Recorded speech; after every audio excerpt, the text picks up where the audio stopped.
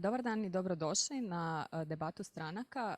Ona se održava 4. put. Ovaj put je predizborna debata stranaka pred lokalne izbore, a organizatori ovog projekta su Social Innovators, zatim Inicijativa mladih za ljudska prava Hrvatske te Hrvatsko debatno društvo. Za početak bi pozvala sve sudionike da se ukratko predstave tko su i odakle dolaze. Ja sam Ivana Brajdić i predstavljam platformu Možemo. Filip Fišić, Most. Aleksandar Gavrilović, SDP. Ivan Slade Šilović, nezavisna lista Vesne Škara Ožbuk. Lucija Topolovec, Bandić Milan 365, Stranka rada i solidarnosti. Ok, super, hvala. Odmah za početak, na početku ćemo odmah krenuti s pitanjima, pošto smo imali određene tehničke poteškoće. Pa prvo pitanje za Možemo. U Zagrebu zadnjih godina bilježimo rast cijena najma stanova. Želite li regulirati cijenu najma i ako da, na koji način? Da, svakako mislimo da je to jedan od najvećih problema na koje mladi nailaze pri osamostaljivanju. Problem je recimo što u gradu Zagrebu otprilike 2% stanova je zapravo u javnom vlasništvu, što zapravo potpuno onemogućava gradskoj vlasti da ostvari kontrolu nad cijenom najma. Ono što mi planiramo napraviti, što se nalazi u našem programu, je prvo ulagati u gradske stanove, dakle graditi gradske stanove. To je jedna mjera, na taj način omogućiti neprofitan najam zapravo, i druga stvar je poticati stambene zadruge koje su model koji možemo naći zapravo po cijeloj Europi i dosta je uspješan, te to je model koji omogućuje ne samo mladim ljudima, već i drugim socijalno ugroženim skupinama da zajednički dižu kredite i zapravo stavljaju manji osobni rizik, a zajedno ostvaruju osamostaljivanje. Imamo repliku. Ok. Mi nismo za ovaj, kako ga nazvat, socijalistički način gdje vlast diktira cijenu i išta ograničava. Prepustili bismo tržištu da odredi cijenu, a mladima se može pomoći na drugačije načine pri osamostaljivanju. Ok, hvala. Vidjela sam da imamo još jednu repliku. Treba tu paziti isto, često se zaboravi i na reguliranje kvalitete tog najma. Jel? Imate recimo u Švedskoj foru da vam je regulirano da svakih nekoliko godina mora stanodavac promijeniti, ne znam, frižider ili pločice u kuhinji i tako dalje. To se isto sve može postaviti. I to je jako bitno zato kaj inače će ljudi živjeti možda u jeftinim stanovima, ali koji su derutni i katastrofa. Hvala. Hvala. Još jedna replika. U našem programu stoji u brizi za mlade obitelji i očuvanje znanstvenika da ćemo izgraditi do 1000 stanova, trošak grada, i dati mladima na korištenje za simboličnu svotu otprilike 500 kuna mjesečno sa mogućnošću otkupa tih stanova po cijeni gradnje. Ok, hvala. Nemamo više replika. Aha. Samo bih htjela reći kako grad Zagreb zapravo već i pomaže mladima i daje im prihvatljive najmove za stanove. Ne smijemo ih to zaboraviti. Ok, hvala. Ivana, možeš za kraj? Pa da, ja bih odgovorila. Mislim, ja iz osobnog iskustva, iz većina mladih koje poznajem, zapravo mojih prijatelja si ne može priuštiti najam stana, a ne daj Bože kupnju stana u Zagrebu, i to je upravo zato što smo prepustili te probleme tržištu da se rješavaju, odlučuje ih rješavati subvencioniranim kreditima koji ne samo da nisu pomogli, nego su i odmogli. Ali to smo odlučili smo rješavati to na druge načine i to je taj način koji nije pomogao. Ok, hvala. Sljedeće pitanje je za Most, isto se tiče stanogradnje, a to je dosta važna tema obnove potresom pogođenih zgrada, koje također utječe na dostupnost stanova, pogotovo za mlade. Pa jeste li razmišljali kako obnoviti, pogotovo centar grada, i na koji način, s kojim novcima? Jesmo. Dakle, mi smo izašli sa prijedlogom i to je u našem izbornom programu. Obnova Zagreba po uzoru na Beč. Naime, centar grada bi obnovili na način da dignemo za 2 kata sve zgrade u centru, zadržimo izvorni oblik i da one budu 2 kata viša. Na taj način bi investitoru koji se prihvati obnoviti zgradu, on bi ju srušio do temelja, izgradio sa pravom infrastrukturom. Ovi stanovi čiji su bili prije ostaju u vlasništvu vlasnika, a investitor koji se prihvati to obnoviti će naplatiti ta gornja 2 kata. Dakle, iz proračuna neće otići ni 1 kuna. Privatni investitor koji je obnovio i zapravo imamo novu zgradu gdje je bila stara će isto zaraditi, a vlasnici stanova će dobiti kompletno novi stan. Ok, hvala. Dosta zanimljiv prijedlog rušenja, pa možemo čuti replike. Da, može replika vezano za ove kapitalističke modele. Znači mi zapravo imamo toliko novaca u gradu i sad još iz 2020. imamo 29 milijardi eura smo se uspjeli zadužiti i tako dalje. Znači zapravo novaca toliko ima da ja mislim da ne treba baš previše razmišljati o tome da sad radimo neke velike projekte nakon ogromnog potresa i pandemije i svega koji nam ne bi potrošili ni 1 kunu. Ja mislim da je ok da grad Zagreb uloži svog novca da obnovi to sve. Ne znam, replike su kratke pa čisto ovak ideološki onda. Hvala. Još jedna replika može. Pa da, ja se moram složiti s tim i mislim da obnavljanje stanova nije nešto što treba prepustiti tržištu i mislim da možemo je tu ponudio jako kvalitetno rješenje u kojem ja bi zapravo istaknula jednu od najbitnijih stvari je što smo ciljali na to da se obnova provodi na način da se ljudi ne moraju iseljavati iz stanova dok se provodi obnova u što većem broju slučajeva i to smo postigli u suradnji sa međunarodnim stručnjacima za obnove nakon potresa. Hvala. Jel imamo nekih replika još s ove strane? Ne? Grad je u minusu otprilike 5 milijardi kuna, a mi bi još izdvajali za... U redu, hvala. Sljedeće pitanje se također tiče infrastrukture, ali pitanje koje je nešto bliže mladima, a to je da svjedočimo, pogotovo u ovoj pandemiji, velikim okupljanjima mladih. Neka su kod HNK, neka su na Jarunu. Osim što ih se rastjeruje, ono što smo mogli primijetiti je problem nepostojeće popratne infrastrukture. Ono što me zanima, podržavate li vi uopće takva okupljanja mladih i ako da, želite li im izgraditi infrastrukturu kao što su javni WC ili bilo kakve infrastrukturu u kojoj će oni mladi moći provoditi svoje aktivnosti?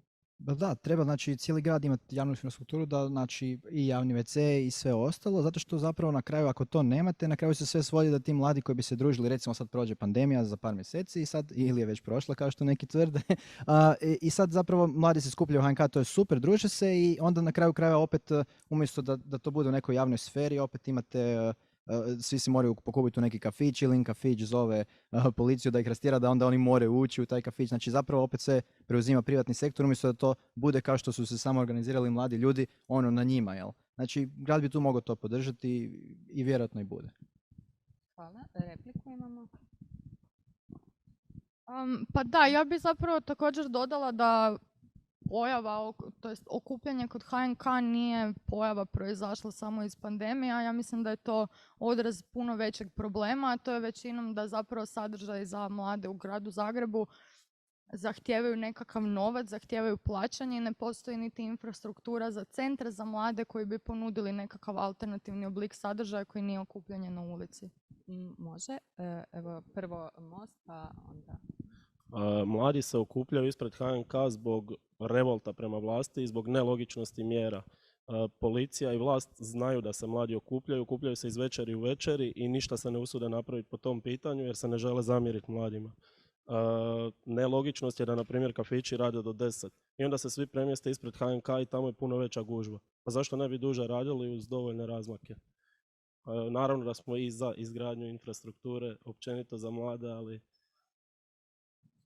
Pa meni je samo nelogično kako kolegica kaže da je to revolt mladih, da je to dublji problem. Pa zašto se nisu okupljali onda prije covida? Pa rade kafići.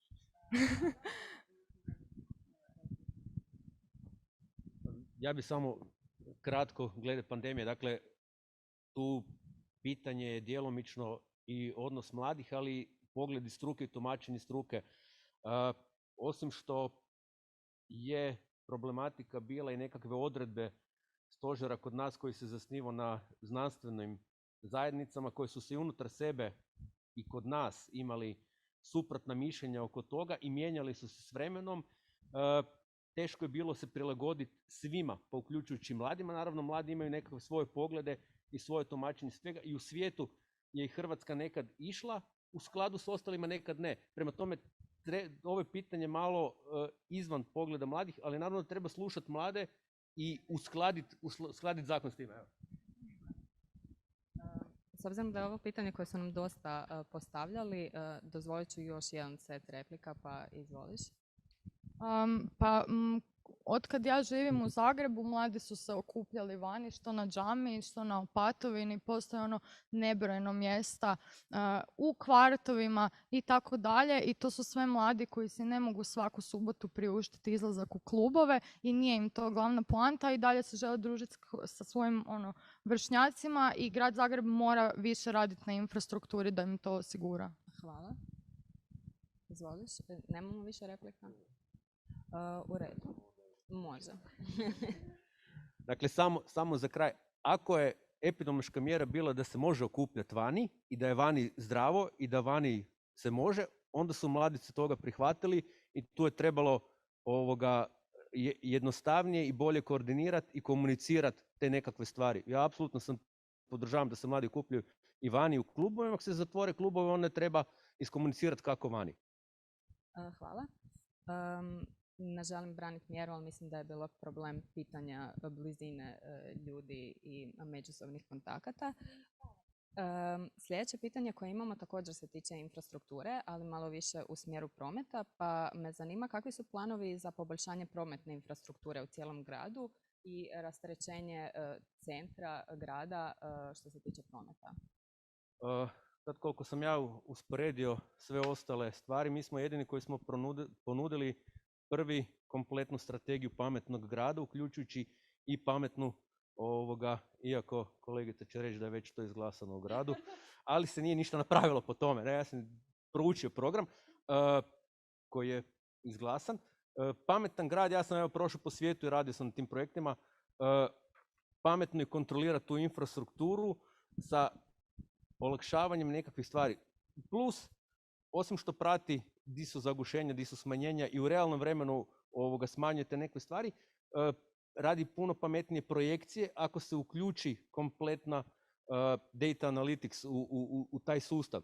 Druga stvar, treba se prilagoditi više nekakvim budućim trendovima koji će biti za 10 godina, koji opet diktiraju mladi, a to su nekakva električni bicikli, električni romobili koje već imamo u svijetu, dakle napraviti infrastrukturu i za takva kretanja, predikciju u kojem smjeru će se to kretati za idućih 5 ili 10 godina. Hvala. Hvala. Imamo repliku.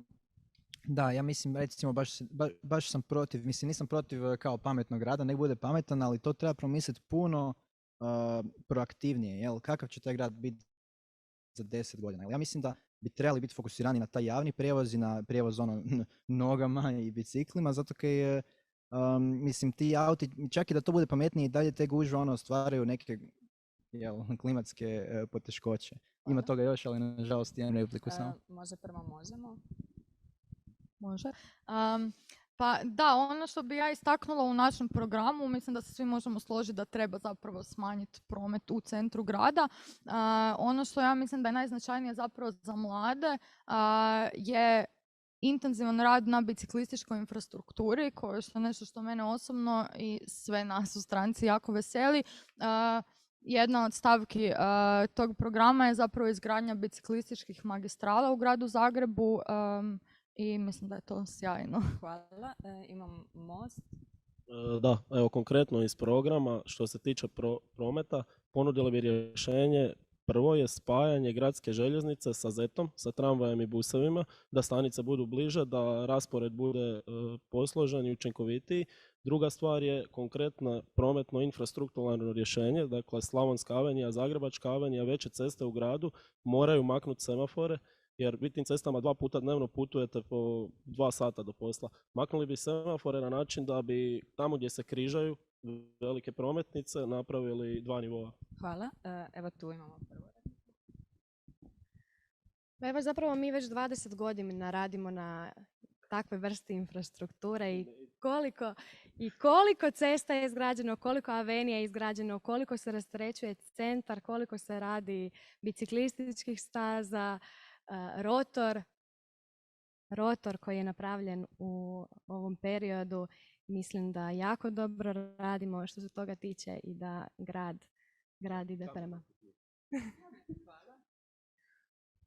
Imamo repliku SDP. Da, znači treba potpuno drugačije promišljati to. Znači to da li smo mi izgradili puno novih prometnica ili ne, to neće riješiti problem prometa koji je automobilski promet. Jel? Treba reći, ok, zašto ljudi moraju 2 sata putovati na posao? Jel? Ili sat vremena ako je manja gužva, ako smo jako pametno mislili grad. Ne, oni bi trebali 15 minuta moći doći bilo gdje, jel? Ili u kino ili negdje. Znači mi moramo potpuno drugačije promišljati o gradu kao konceptu. Jel? Znači vi morate u svom kvartu imati sve. Znači bolnicu, kafić, kino, kulturni centar, i tako dalje. Taj grad kad nas pravimo, jel, to je dugoročni projekt, 10-godišnji, možda 20-godišnji, to je onda nešto novo i drugačije. Hvala. Imamo li još replika? U redu. Onda nastavljamo sa dosta sličnim pitanjem, a to je, zanima nas kakvi su planovi vaših stranaka u osiguravanju razvoja Zagreba, znači upravo da nam malo produbite što bi htjeli razviti, a konkretnije, mladi su dosta pokazali interes što se tiče zelenog razvoja, održivog razvoja, pa nas zanima imate li u vidu nekakav u tom smjeru razvoj Zagreba? Sad je tu više pitanja. Ali započet ću sa tim da je izgrađen Jelkovec koji je napravljen prema skandinavskom modelu u kojem postoji sve. On je stvoren kao grad za mlade, ima vrtić, ima školu, ima knjižnicu jednu od najboljih, ima bazen, ima zelenih površina, a i cijeli grad Zagreb je pun zelenih površina. Maksimir, Jarun, Bundek koji se uređuju stalno. Imamo pluća grada Zagreba, naše Sljeme. Imamo na svakom kvartu, u svakoj gradskoj četvrti reciklažna dvorišta, a 2023. će biti gotova i sortirnica. Imamo i naš Jakuševec koji proizvodi struju svakodnevno za 10.000 građana, tako da imamo zeleni grad. Puno hvala. Ok, može replika? Jučer smo bili na Bundeku pa smo imali priliku vidjeti koliko je voda zelena, toliko da je toksična već. Mislim da hrpa od toga navedenog zapravo je više štetno nego korisno i ne ide u prilog. To su neke stvari koje bi zapravo trebalo puno više ozeleniti, di se pokazuje neefikasnost 20 godina upravljanja gradom. Oprosti, ali tako je. Puno hvala. Ili imamo još nekih replika? Pa evo, ja mislim da je ovaj odgovor savršeno oslikao kako vladajuća koalicija zapravo vidi zelene politike u gradu. Mislim, imamo Jakuševac, je to dosta apsurdno, pogotovo ako uzmemo u obzir da je grad Zagreb redovito se nalazi na ljestvicama gradova sa najzagađenijim zrakom na svijetu. Voda nam istječe više od 50% iz cijevi. Toliko problema i onda čujemo imamo parkove u gradu i to u 30 godina je izgrađen jedan otprilike, odnosno napravljen. Ja mislim da to ne doprinosi zapravo ekologizaciji grada Zagreba. Hvala. Je li imamo još nekih replika? Da, znači opet treba promisliti tako dugoročno, jel? Znači kakav mi grad želimo, jel? Da li smo mi zeleni grad zato što malo recikliramo plastiku? Do kad mi možemo reciklirati tu plastiku? Ne možemo vječno, jel? U nekom trenutku se ona mora spaliti, onda je problem, jel? Znači mi moramo smisliti to kružnu ekonomiju, jel? A tu ne ulazi u obzir uopće to da mi spaljujemo otpad i dobivamo energiju iz nje. Otpada treba biti što manje, jel? Općenito cijeli koncept mora biti zeleniji zato što i cijela Europa ide u tom smjeru. I, evo, slobodno. Puno hvala. Evo.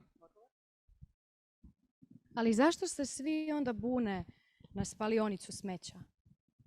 Zato što je to jedan zastarjeli model, jel? Znači, zašto jedan Beč može imati spalionicu smeća, jedan grad Zagreb ne može imati spalionicu smeća? Zašto ne uzmemo neke bolje koncepte iz Beča, tipa društvene stanove, evo recimo? Zašto moramo najgore uzimati? Evo. Puno hvala. Molim vas da se obraćate publici, a da nemamo intervjue međusobno.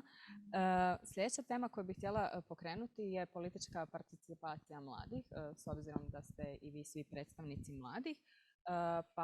Ono što me zanima je da su izašli rezultati o političkoj pismenosti mladih u Hrvatskoj i oni su dosta poražavajući.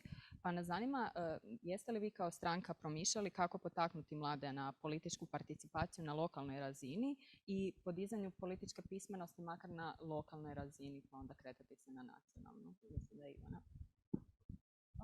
Pa evo, prva stvar, ja bih htjela prokomentirati te rezultate. Mislim da rezultate tog istraživanja ne možemo promatrati van konteksta bez da uzimamo u obzir političku pismenost cjelokupne hrvatske populacije. Mislim da bi onda imali dosta različite, na puno stvari bi to ukazalo, da. A ono što mi planiramo napraviti u našem programu je definitivno zapravo početi pitati mlade na način da ih zapravo uključujemo u proces, da predstavnička tijela mladih nemaju samo protokolarnu ulogu, da se slikaju gdje treba, već zaista planiramo, počnemo od toga da u Savjet mladih Grada Zagreba planiramo uključiti ne samo osobe iz vladajuće koalicije, također inzistiramo na tom da se građanski odgoj uvede u zagrebačke škole, što nažalost zbog nacionalne razine možemo napraviti samo kao izborni predmet i još cijeli niz mjera. Hvala. SDP ima repliku prvi. Da, evo jedan model, kogod ga izabere i napravi, ja ću biti presretan. Znači, to sam vidio u slovenskim nekim gradovima. Znači, eto.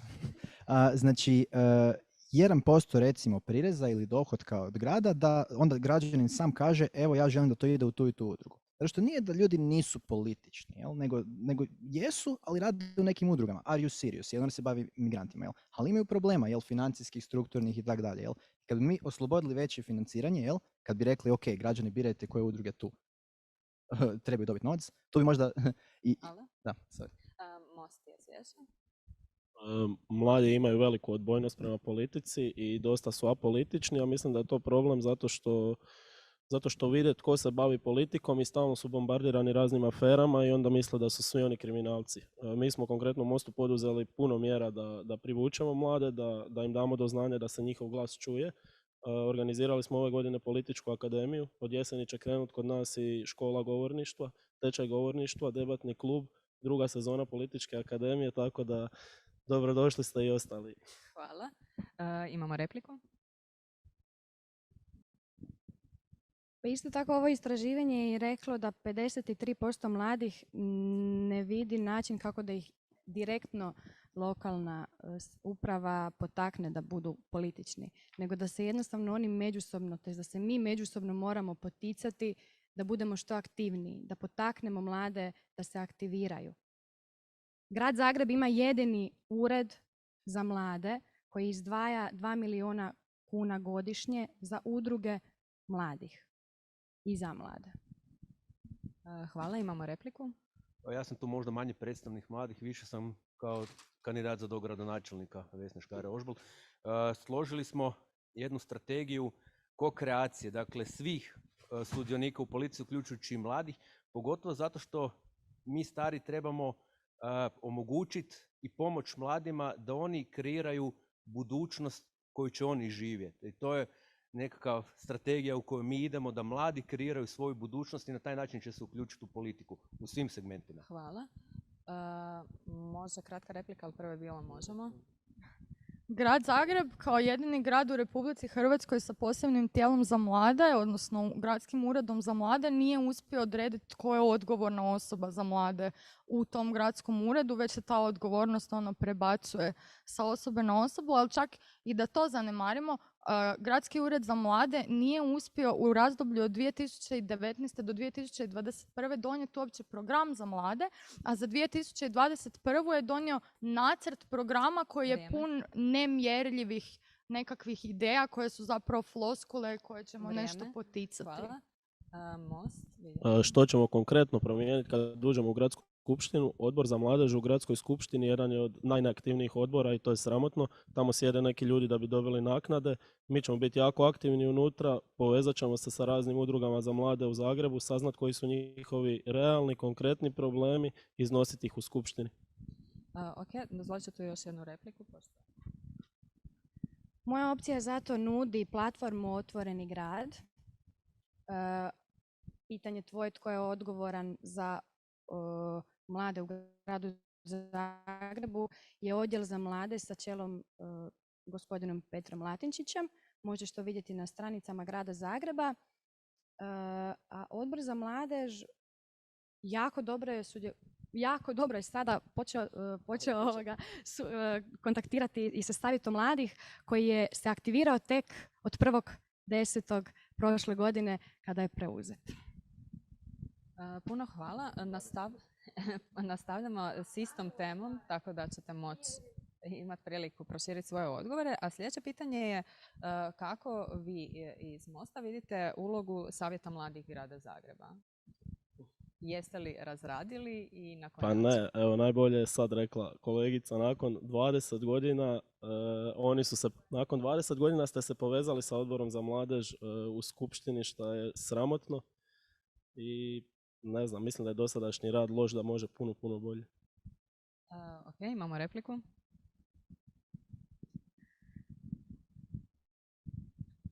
Dakle, ne znam jesi li pročitao uopće zakon o savjetima za mlade. Ne znam znaš li što je to ili ne znaš ili samo misliš da savjet za mlade može doći i biti još jedna oporba u gradskoj skupštini.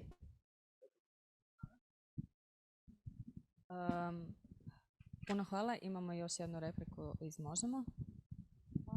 Pa svakako, Savjet za mlade ne mora biti oporba gradskoj skupštini, ali mora biti predstavničko tijelo mladih. I tu vidimo da zapravo ne odrađuje taj posao. Većina mladih u gradu Zagrebu nije upoznata sa radom Savjeta za mlade. Ne znam je li to zato što se Savjet za mlade ne trudi upoznat građane ili je taj rad upitan. Savjet mladih, ispričavam se. I također ono što bi ja istaknula je da mislim da moramo raditi na rodnom paritetu u Savjetu za mlade jer je trenutno Savjetu mladih, ispričavam se, jer je trenutno samo 1/3 mladih žena u Savjetu mladih. Hvala. Prešla bi na sljedeće pitanje, a to je, pošto vidim da ste aktivni, koliko su mladi politički aktivni, odnosno točnije zanima nas koliko su mladi uopće sudjelovali u izradi programa vaših stranaka za lokalne izbore? Jesu. Kod nas, jesu, vjerujte mi. Kod nas je Forum mladih zapravo kao omladinska organizacija SDP-a, na terenu cijelo vrijeme, i naravno i na pisanju samog programa i na tom teoretskom dijelu. A inače to je povezano s ovim prošlim pitanjem, Ako vi želite da mladi ljudi i općenito ljudi se bave s pisanjem programa u strankama, postoji recimo njemački ovaj model ovih zaklada, onda vi pogledate ko je u skupštini, i podijelite tim strankama neki novac za njihove zaklade koje bi se bavile edukacijom, I onda će naravno situacija biti puno bolje. Sad će svi naravno reći istu stvar kao ja, da, svi smo pomogli i tako dalje. To je interesantno, ali svi znamo stvarnost, U stvarnosti bi bilo super da ima više participacije, a to će se napraviti ako se nešto konkretno promijeni, Na razini grada Zagreba zašto ne bismo strankama kužite u skupštini, ili ako to nije fair, onda možda i na neke druge modele, podijeli neki novac da se otvore zaklade. Eto, to je ukratko, sad da čujemo sve druge kako isto rade na programu. Repliku tu? Nije replike, neću reći isto. Samo ću reći da moja kolegica Kristina Sušić je najmlađa kandidatkinja za dogradonačelnicu grada Zagreba od svih i aktivno sudjeluje i u stvaranju programa od prvog dana. Evo, ja sam samo s tim činjenicom htio reći koliko nam je stalo do mladih i da se uključe i da rade na programu. Hvala, imamo repliku, možemo. Pa evo, mi nemamo zasebnu stranačku mladež, ali imamo zapravo radnu grupu za mlade koja je ravnopravna svim drugim tematskim grupama unutar naše stranke. I radna grupa za mlade je zapravo kreirala cijeli program za mlade u suradnji sa drugim programskim grupama, ali bitno je da naš program za mlade je došao zaista od radne grupe mladih ljudi koji su uključeni u rad stranke. Hvala. Tu smo imali jednu repliku. Pa evo mi imamo posebni forum mladih naše stranke i cijelo vrijeme smo na terenu kao i kod mog kolege, ali ono što mi se posebno sviđa je da će ovi izbor biti pokazatelj koliko mladi nisu samo budućnost nego su i sadašnjost, jer je iznimno puno mladih na listama, svim listama, ne samo i kod nas, što mi se kao predsjednici Savjeta mladih jako sviđa. I pokazatelj je da zapravo mladi počinju biti više uključeni u društveno-političku zajednicu našeg grada. Konkretno u Mostu, od zadnjih unutarstranačkih izbora i promjene statuta stranke, mladi biraju svog tajnika za mlade koji ulazi u predsjedništvo stranke i time smo htjeli pokazati da će mladi participirati i u samoj stranci. A lista za skupštinu nam je najmlađa lista od svih ovih opcija koje prelaze prag. Imamo redom mlade i školovane ljude i želimo nastaviti razvijati kadar u tom smjeru. Hvala. Mislim da je sljedeće pitanje ovdje. I jako je zanimljivo da je došlo na red na vas, jer glasi kako vi svoje specifične pozicije kao mlade osobe koje će jednog dana biti na pozicijama donositelja odluka osigurali transparentno upravljanje gradom? Pitanje nije moglo biti bolje. Da, s obzirom na sve izrečeno mogu jedino još ponoviti da smo spremni mladima ponuditi da budu ko-kreatori svega što se zbiva, uključujući nekih platformi koje smo predložili u našem programu pametnog digitalnog grada, gdje svi mogu sudjelovati u svim raspravama, u donošenju svih odluka, pogotovo zato da se mladi na taj način i više uključe. I osim što je moja kolegica najmlađa kandidatkinja za dogradonačelnicu od svih, imamo jako lijepe, s obzirom da ćemo na kraju govoriti šta je zapravo pripremio za mlade, cijeli program za mlade koji bi više uključio mlade u svim aspektima. Kako je pitanje? Transparentno upravljanje gradom. Transparentno, pa to je smisao cijelog digitalnog upravljanja i pametnog grada, da se sve radi transparentno, pogotovo zato ako su svi uključeni. Vrijeme. Puno hvala, imamo repliku Most. Htjeli bi dignuti transparentnost u gradu na maksimum, znači da sve bude javno dostupno, da se vidi doslovno svaka kuna gradskog proračuna gdje je otišla, da natječaji koji su javni natječaji budu javni, da se potpisani ugovori vide, ako neki građanin zatraži da ga može vidjeti, da bude dostupno na e-stranicama. Hvala, možemo. Pa evo, Možemo je zapravo omogućavao transparentnost upravljanja gradom i prije nego što je bio na vlasti, prije nego što će doći na vlast, uvođenjem recimo javnih akata, odnosno online alata koji omogućava praćenje i kvalitetno zapravo proučavanje gradonačelničkih akata. Također danas smo predstavili model po kojem građani mogu pratiti stanje zraka u gradu Zagrebu i to su sve neki načini na koje planiramo raširiti informacije prema svim građanima. Hvala. I nije sve u novcu, jel? Transparentnost proračuna je super, ali i transparentnost recimo zapošljavanja, jel? Znači kad neki javni sektor odluči, kad recimo u gradu, ne znam, muzej neki odluči zaposliti nekoga, kako to trenutno ide, jel? Možete zamisliti, neću sad trošiti vremena na to, jel? Kako bi to moglo ići, jel? Mogli bismo uzeti u obzir neki europski model, jel? Uzmemo neke ESOP testove pa ljudi moraju ispuniti, jel? I tako dalje, jel? Također zašto ta osoba koja ne ide ravnatelj mora reći joj, ovo mi se ne sviđa, ovo mi se sviđa? Zašto ne bi bilo neko javno tijelo u gradu koje bi reklo ok, mi smo HR za grad, jel? Mi upravljamo s resursama i pošaljujem najboljeg kandidata. To bi bilo divno. Imaš li repliku? Izvoliš. Dakle, mi nudimo platformu Otvoreni grad gdje će mladi, gdje će stari biti svi podjednaki i moći reći sve što im je na duši, dati prijedloge, vidjeti kako napreduju njihovi projekti od projekta njihove ulice do velikih gradskih projekata gdje će dobivati i neke, ajmo reći, popuste. Ovisi koliko će biti aktivni možda na tim stranicama gdje će dobivati neke dodatne bodove. Tako da evo radimo i mi na digitalizaciji i bit će sve transparentno kao i do sada s obzirom da je grad Zagreb ipak dobio nagradu za transparentnost. Puno hvala. Replika još za kraj? Nije replika, samo da u našem programu transparentnosti koji sam ja pisao stoji, dakle, transparentno upravljanje gradom, zdravstvo, školstvo, kultura, zrak, voda, zemlja, hrana, nabava, apsolutno sve. Dakle, sve što čini pametan grad, ili nama cilj da Zagreb bude na ljestvici najboljih svjetskih pametnih gradova. Puno hvala. Ovo pitanje se ne tiče više političke participacije mladih, ali je pitanje za pravu stranku, a to je da u prethodnom mandatu jedna od mjera koja se uvela bila je novčana podrška roditeljima odgajateljima za one roditelje koje u zajedničkom kućanstvu žive sa najmanje 3 djece. od kojih najmlađe dijete još nije polaznik osnovnoškolskog programa. I onda su ta djeca, koliko znam, bila izuzeta od odlazaka u vrtić, pošto imaju roditelja odgajatelja. Želite li nastaviti s tom mjerom koja je izazvala dosta kritika i ako da, zašto?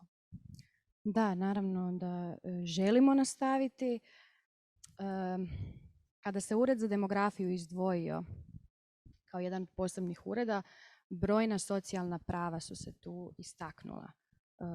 Udžbenici, subvencioniranje vrtića, stanovi uz prihvatljive troškove najma, brojne stipendije. Imamo 7 stipendija mladih, između ostalog za osobe i slabijeg imovinskog stanja.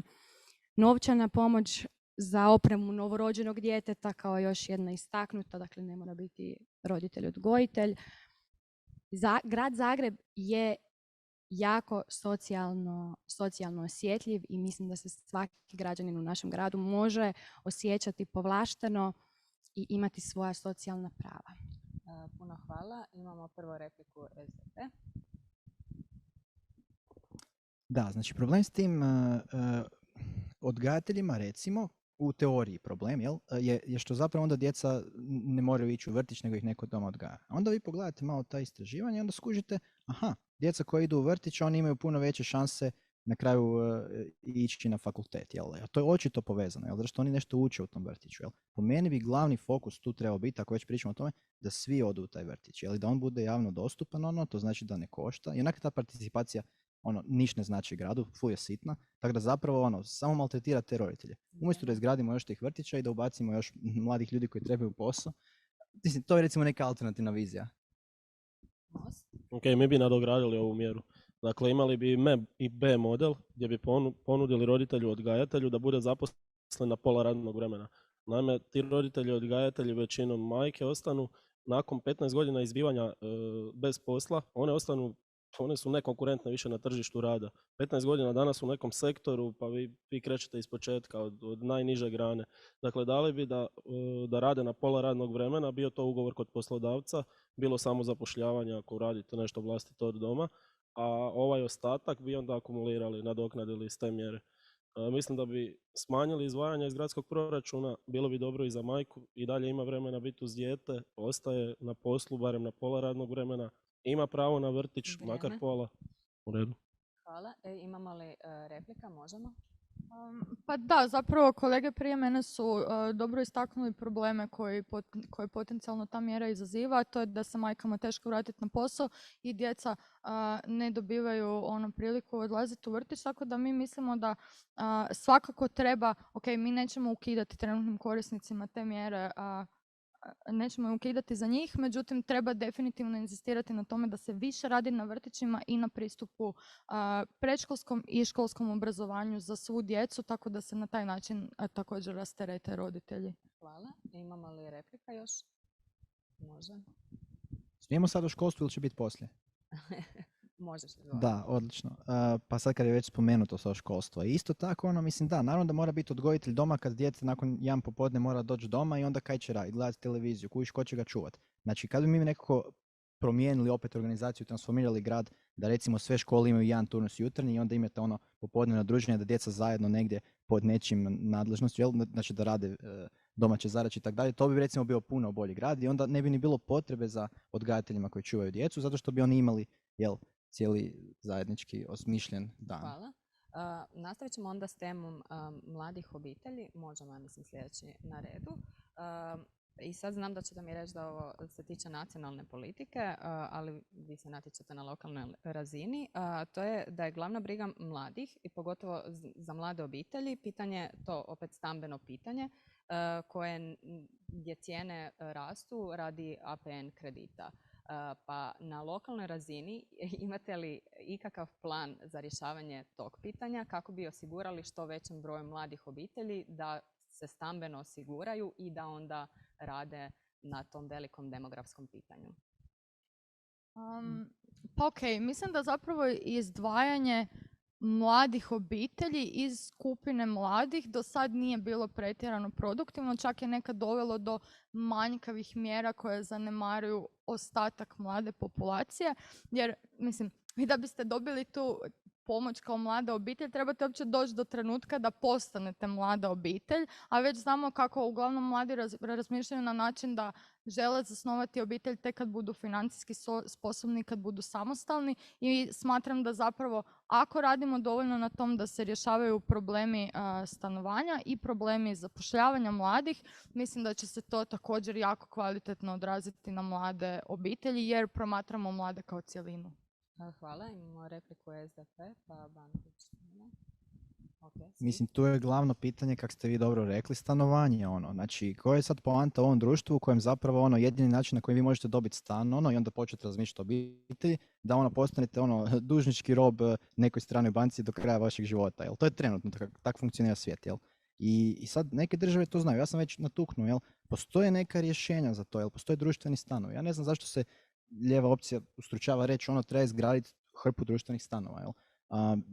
Tako, to je dobro, jel? I mi ćemo to podržati u skupštini. Eto, super, dajem vrijeme hvala. drugima. Prije nego što nastane koalicija, mislim da je Bandić Milan tu.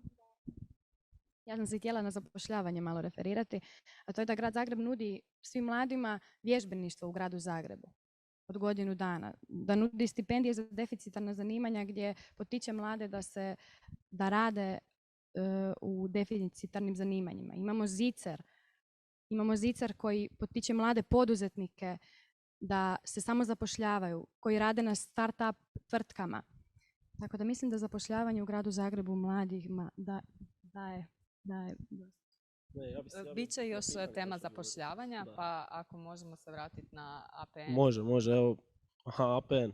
Neću ulaziti to je li APN doveo do porasta cijene stana, pa zapravo ne pomaže ništa ili nije, ali mi imamo konkretan lokalni prijedlog kako pomoći mladima i mladim obiteljima i mladima prilikom kupnje prve nekretnine ili gradnje vlastitog stana, kuće, nečega. Mi bismo neke komunalne naknade smanjili, neke skroz ukinuli. Dakle, one razne priključke koje morate gradu platiti, to bismo maknuli ili smanjili. Mislim, tako bi bilo jeftinije. A na nacionalnoj razini također se zalažemo za ukidanje poreza na kupnju prve nekretnine, što je vlada obećala da će ukinuti. To im je bio dio predizbornog obećanja, a još nisu ispunili. Možemo to nezavisno listi. Tu. Ja bih samo još jedan put ponovio, u programu Vesne Škare-Ožbolt stoji za mlade simbolična svota od 500 kuna mjesečno za stan, gdje bi se nakon nekog vremena mogu otkupiti za troškove gradnje. Dodao bi još jednu samo, kad već imam vremena. Što se tiče gradskih prostora, u programu također stoji godišnji najam gradskih prostora za 1 kunu, gdje se juče čak i poznata naša pjevačica Lana Jurčević rekla da bi ona po tim uvjetima i ona uzela stan. Puno hvala. Evo, završit ćemo s ovim pitanjem s Lanom. Ako je Lana potvrdila, onda valja. Ono što ste i sami pokrenuli, to je pitanje zapošljavanja mladih. Ono što su mladi iskazali da je jako veliki problem nestabilno zaposlenje, pa me zanima kako bi riješili, to jest postoji li mogućnost uopće rješavanja na lokalnoj razini nekakvog stalnog i stabilnog zaposlenja za mlade. Ali tu opet dolazimo do nacionalnog problema. To je loš obrazovni sustav koji ne priprema studenta za tržište rada i kvote na faksovima da ne spominjem. A što se tiče ovog lokalnog, mi bismo htjeli da Grad Zagreb postane grad prijatelja poduzetnika, da im se smanje komunalije, smanji papirologija, pojednostavi otvaranje malih firma, da im smanjimo prirez.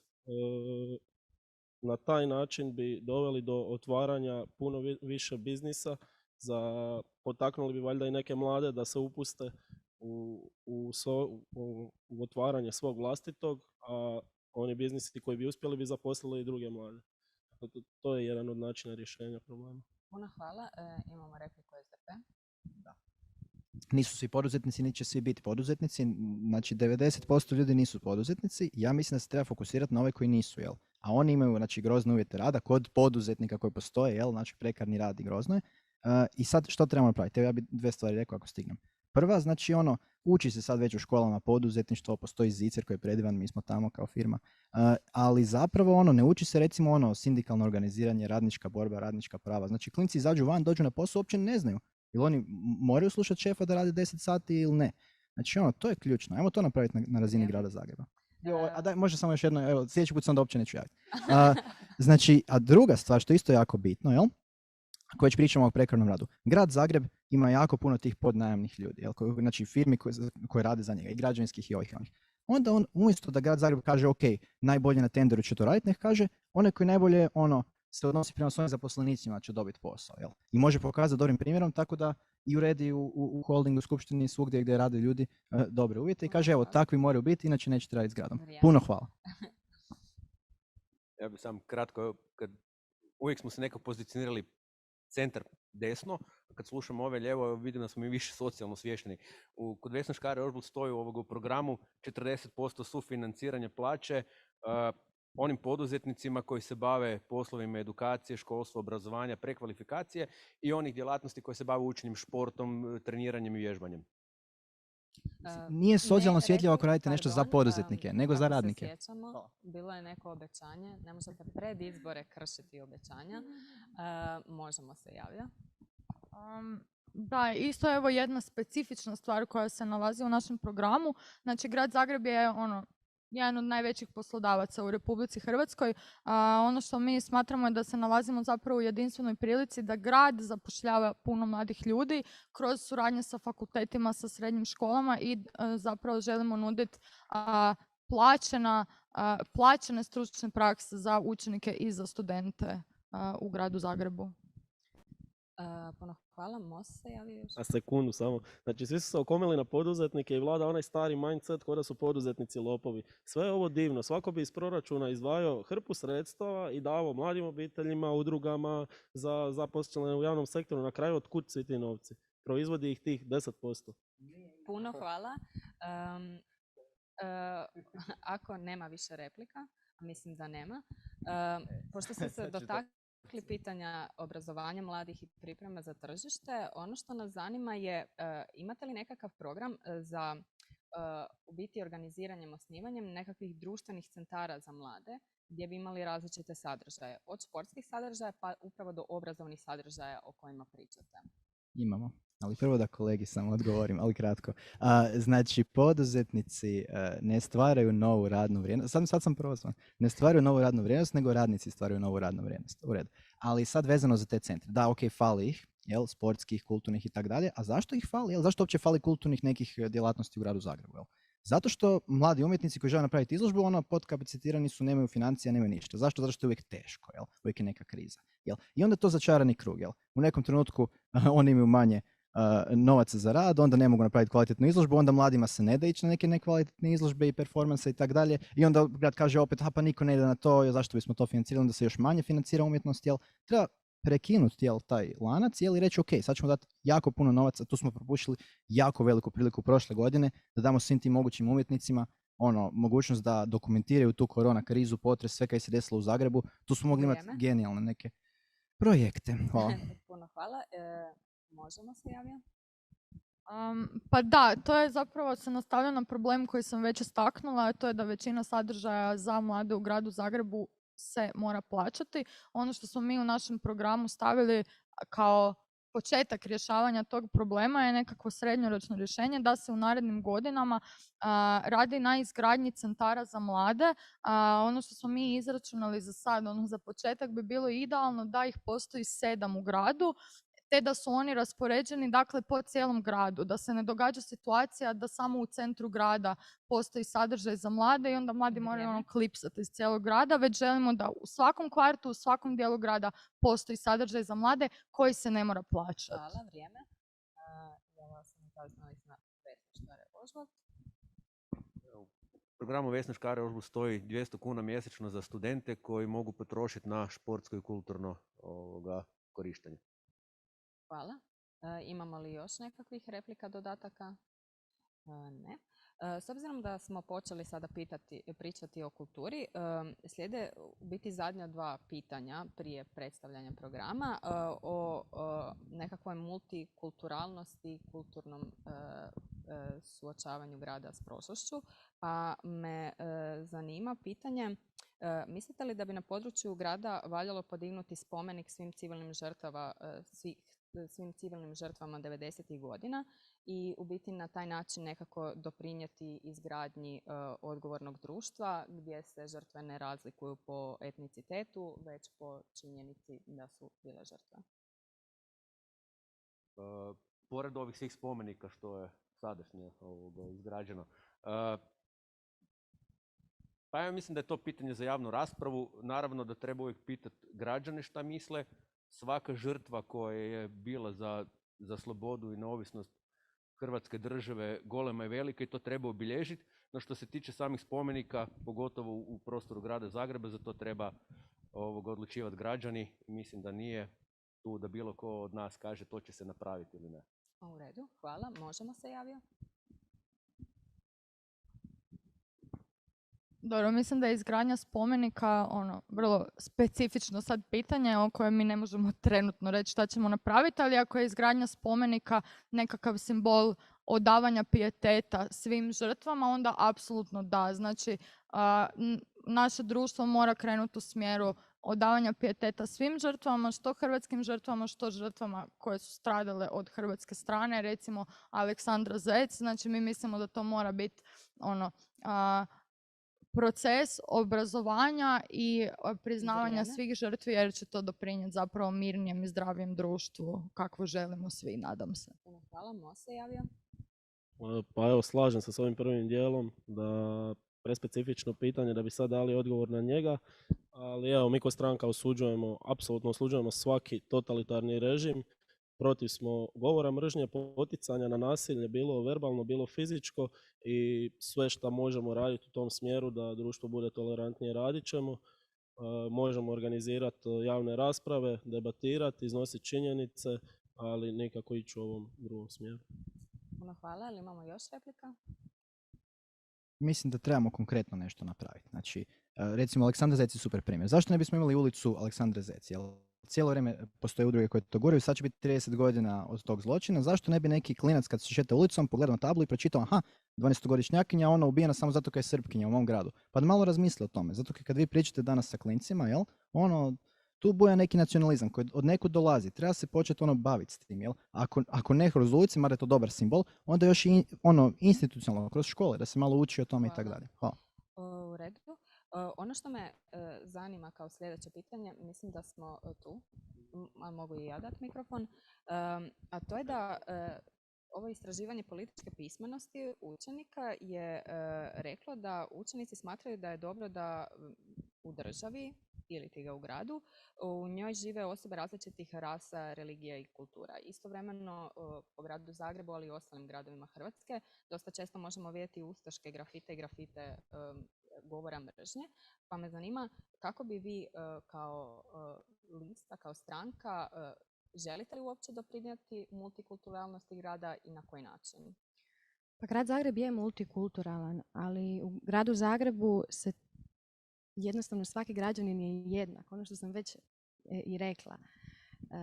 Velika je razina socijalne osviještenosti u gradu Zagrebu i svatko tko ima neki problem, dođe sa problemom, ponuđeno će mu biti rješenje. Tako da mislim da multikulturalna raznolikost je apsolutno da. I imamo dakle i stipendiju za Rome kao jednu od 7 stipendija. Mislim da tu nema uopće neke dileme da grad Zagreb nije multikulturalan već sada. Puno hvala. Imamo li replika? Imamo. Ja bih samo kratko da, s obzirom da su svi tu mladi, mi zagovaramo što više otvaranja studija u gradu Zagrebu koji bi bili na stranim jezicima kako bi se privukli strani studenti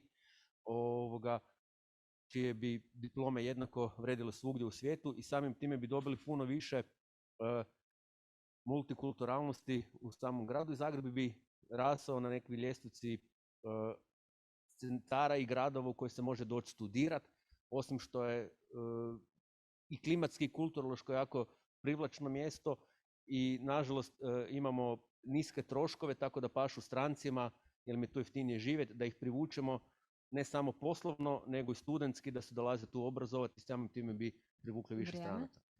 Puno hvala. Ili imamo još replika? Možemo. Mislim da je jako bitno da kad razgovaramo o multikulturalnom društvu ne radimo na tome da nam samo dolaze različite kulture koje mi želimo, koje mislimo da bi mladi studenti koji će nam donijeti profit u državu. Bitno je istaknuti da se Hrvatska i grad Zagreb kao glavni grad Republike Hrvatske nalazi sad u jedinstvenoj situaciji kada nam dolazi sve više zapravo imigranata iz cijelog svijeta u potrazi za boljim životom i mislim da je tu jedna izvrsna prilika u kojoj grad Zagreb može postaviti dobar primjer recipročnog zapravo integriranja novih ljudi koji dolaze u našu kulturu i mislim da je to jako bitno zapravo poticati udruge, posebno koje već sada rade i pogledati koje su neke kvalitetne prakse koje te udruge primjenjuju i primijeniti ih zapravo kao na širi spektar. Puno hvala. Ali imamo još replika? Nemamo. Za kraj bi onda svakome od vas prvo postavila pitanje za koje imate 45 sekundi odgovoriti, a to je 3 glavna programska prioriteta vezana za područje mladih na području grada Zagreba. Znači naša 3 prioriteta: omogućavanje osamostaljivanja mladih kroz kontroliranje stanovanja i zapošljavanja mladih, bolji uvjeti stanovanja i zapošljavanja. Drugo je obrazovanje za mlade koje mora biti dostupno, što znači da recimo ako studenti moraju raditi da bi preživjeli uz faks, to znači da njima već nije to toliko dostupno i mislimo da moraju postojati još veći iskoraci u smislu socijalnih politika koji bi studentima olakšali život. Posebno tu možemo raditi na ekstra skupom stanovanju.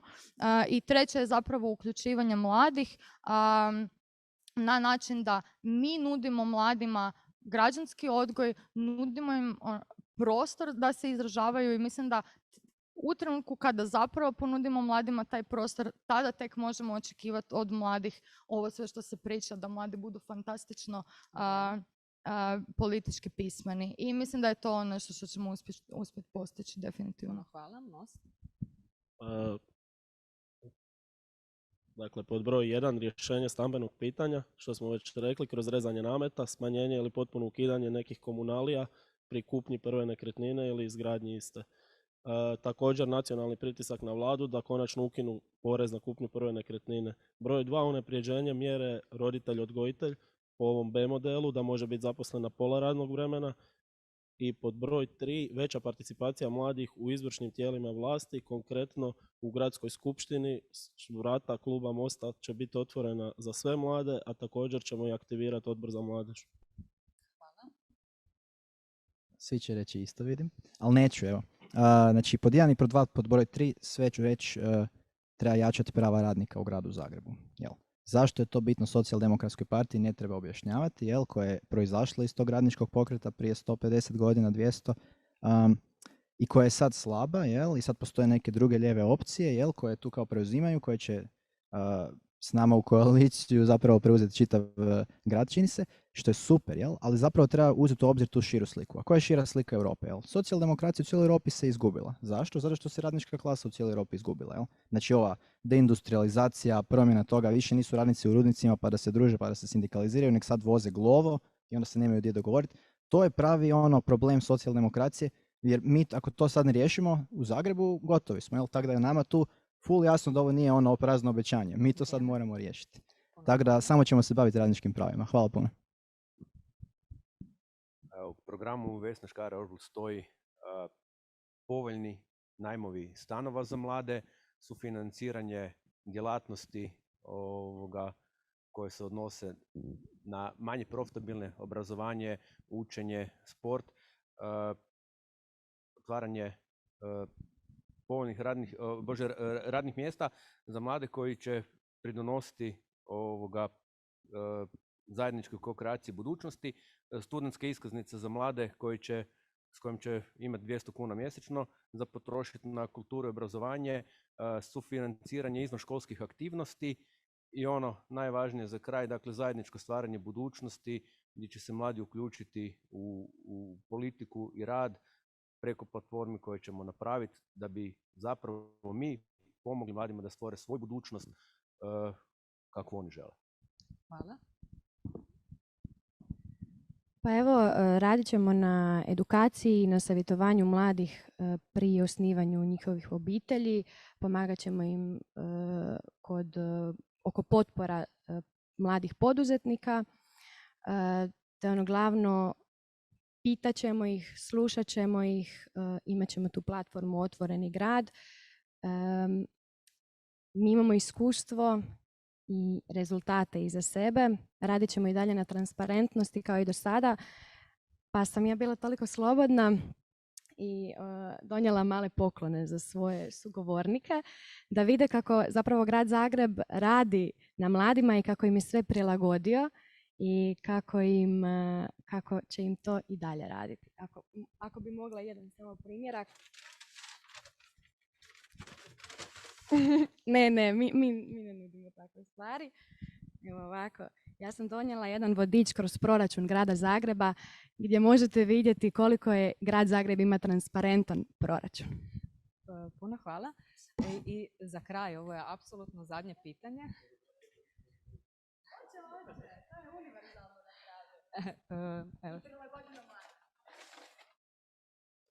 Za kraj, zadnje pitanje, a to je problem dosta često izlaznosti mladih na izbore. Zagreb nije drugačiji ni po tome, pa me zanima 20 sekundi kako bi potaknuli mlade da izađu na izbore i da, zašto bi trebali sudjelovati na ovim izborima. Pa meni je zapravo u potpunosti razumljivo da se mladima ne izlazi na izbore, toliko puta nas je sve politika razočarala i mi koji smo ovdje smo morali doći i prvo se izboriti uopće da shvatimo šta je to šta mi tu možemo napraviti, jer je zaista zapravo slab iskorak prema mladima od strane vladajućih i to razumijem, ali jedino što ja zapravo želim poručiti mladima je da promjena je moguća i da zaista najmanje što možemo napraviti je izaći na izbore, a onda nakon što izađemo na izbore držati svoje kandidate odgovornima i pratiti ono što rade naredne 4 godine i onda ponovo ih nagraditi za to ili kazniti na sljedećim izborima i tako bi taj proces trebao izgledati. Hvala, Most. Ja bih zapravo pozvao mlade na društvenu odgovornost. Nemojte biti njemi promatrači, jer ako vi nećete birati, izabrat će neko drugi za vas. I ja bih rekao da oni koji nisu izašli na izbore, onda nemaju pravo po raznim kavama i negdje drugdje prigovara da ništa ne valja. Pa probajte makar nešto promijeniti. Ako se niste nigdje uključili, pa eto, bar izađite na izbore, glasajte. Imate novih opcija, pronađite koja vam se sviđa, glasajte. Hvala. Da. Znači, zapravo, izlazak na izbore će se desiti ili neće, mladi će izaći ili ne, neko će doći na vlast. Tu je ključno da kad to prođe, da onda mladi zapravo ne izađu na izbore nego na ulicu. I onda da kažu ne sviđa nam se ovo, hoćemo ovo. Znači, to je ključno. Ja bih pozvao mlade na ulicu dan poslije izbora 17.5. I da onda počnu već maltretirati kogod bude na vlasti, znači nas. Eto, to bih vas pozvao. Hvala. Alternativni pristup? Ja bih rekao da ako mladi budu ko-kreatori svoje budućnosti i vide da mogu to napraviti, odlučivati i graditi svoju budućnost kakva će biti, a ne da su iz dosadašnjeg iskustva imali zapravo viziju da ne odlučuju uopće o svojoj budućnosti, nego je to u rukama nekih drugih koji ih ne pitaju, ne uvažavaju, onda će izaći raditi na tome. Hvala. I za kraj? Pa ja bih samo rekla da nemojmo biti budućnost samo, nego budimo i sadašnjost i izađimo na izbore. Puno vam hvala. Puno hvala svima vama na sudjelovanju i s time završavamo ovu debatu i nadam se da će se što veći broj mladih odazvati i uistinu sudjelovati na lokalnim izborima sljedeći vikend.